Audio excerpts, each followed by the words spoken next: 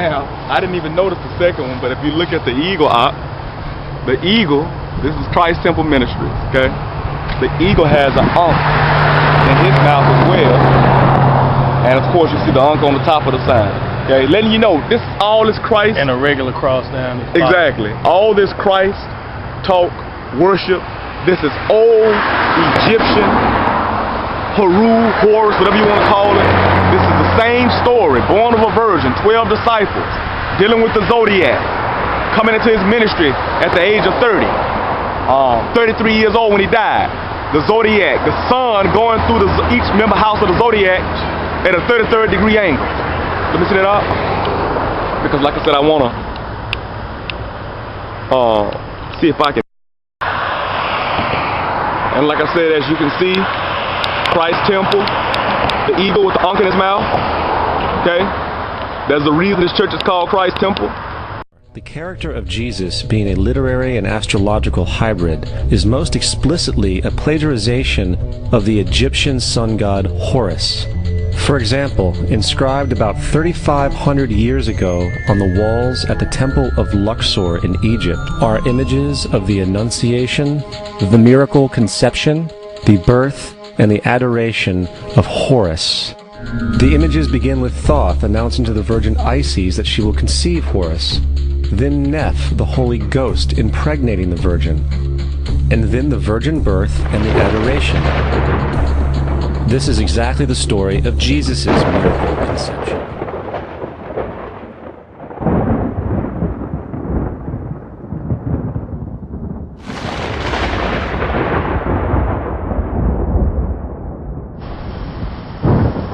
Yep, this kind of stuff you see at churches down here.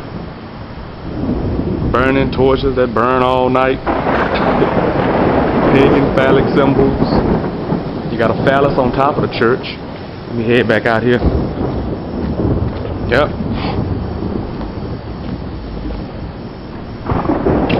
There you go. There's a phallus with the cross on top of it. All y'all know what a phallus is. It's a representation of the male sexual organ.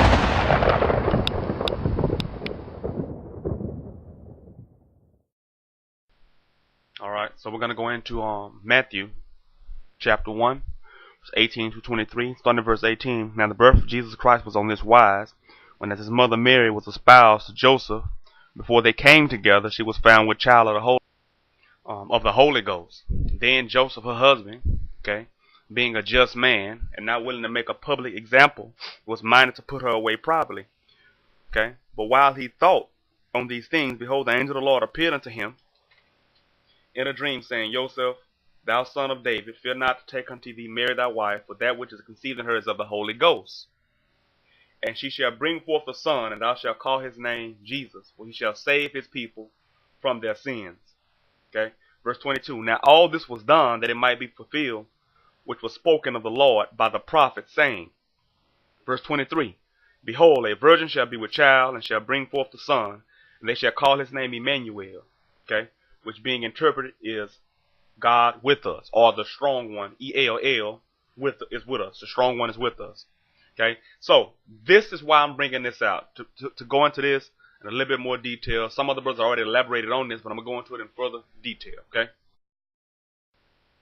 as you guys can see, you know, the angel specifically called him Jesus, or in the Hebrew, YASHUA, YASHUA, Yahweh, whatever you want to call him, but Jesus. Okay, he was never called Emmanuel by anybody in the New Testament. This is the only time it's mentioned, and it's mentioned out of context. So whoever wrote Matthew is full of it. This is the first discrepancy, okay?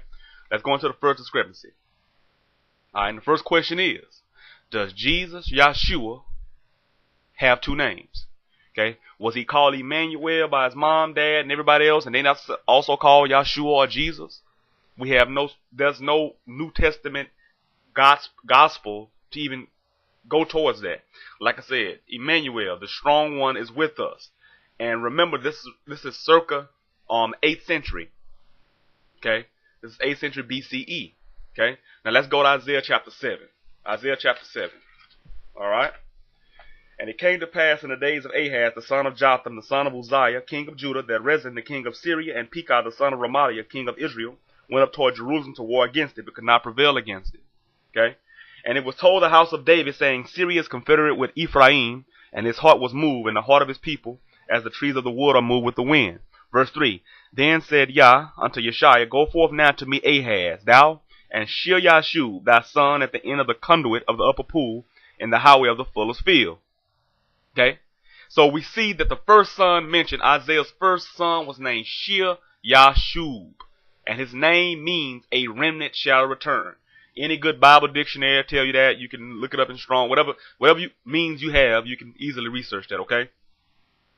And it's verse 4, And say unto him, Take heed and be quiet. Fear not, neither be faint-hearted, for the two tails of these smoking firebrands, for the fierce anger of Rezin with Syria and the son of Remaliah. Verse 5, Because Syria, Ephraim, and the son of Remaliah have taken evil counsel against thee, saying, Let us go up against Yehudah and vex it, and let us make a breach therein for us, and set a king in the midst of it, even the son of Tabil. Verse 7, Thus saith Yah, the Elohim, It shall not stand, neither shall it come to pass. Okay?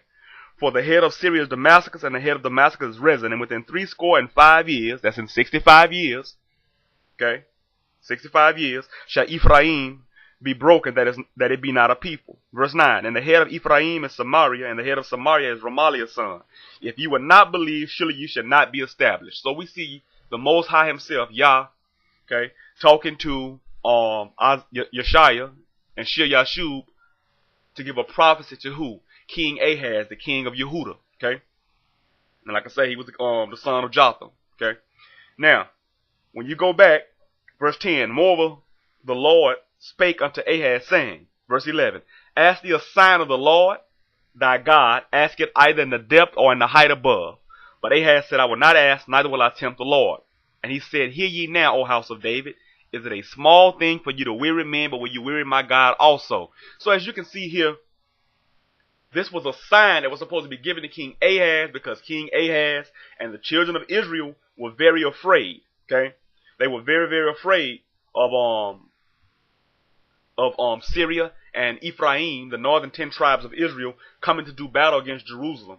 Okay, against Judah, and overtaking and put Tabil on the throne. Okay, and it tells you that the people's heart was moved. Okay, that's in verse 2, meaning they were afraid. Just like you see a tree swaying in the winds and the leaves and stuff moving, that's how people, that's what the Most High is using this allegorical to say that the people's heart was being moved. They were not steady. They were not stable. Okay, they weren't sure on their foundation. So we see here that Ahaz is asked by Isaiah or Yeshua to ask for a sign to prove that Yah is with him, and he's not going to let this come to pass. And he said, if you do not believe, you shall not be established. Okay? Let's go to verse, read 12 again. But Ahaz said, I will not ask, neither will I tempt Yah. So Yah told him to ask. He said, I'm not going to ask you. Okay? Now, verse 13. And he said, Hear ye now, O house of David. Is it a small thing for ye to weary men, but will you weary my God also? Verse 14. Therefore, the Lord himself shall give you a sign. Behold, a virgin shall conceive and bear a son, and shall call his name Emmanuel. Okay, so this son was going to be named Emmanuel. Now, if you go back and look, you'll see that the word used here is actually Alma in the Hebrew. It's not referencing a It's not even referencing a actual virgin. It's actually referencing what our ancestors knew as, basically in our customs, a woman was veiled. You marry a woman, have the feast and everything, and then she'd be veiled. You'd sleep with her, and then she'd take that veil off. When she take that veil off, then you'd know, okay, well, hold on, this is my wife, and no man was supposed to look upon your wife prior to you doing that. That's why she wore the veil, because she was no one's wife. Now, today, of course, we just walk around and whatever case may be, so those are customs that we have lost. But this was the customs during this time frame. It's very detrimental that you understand these are the customs during this time frame, okay? Okay, as you see, this is Strong's, the Hebrew 595.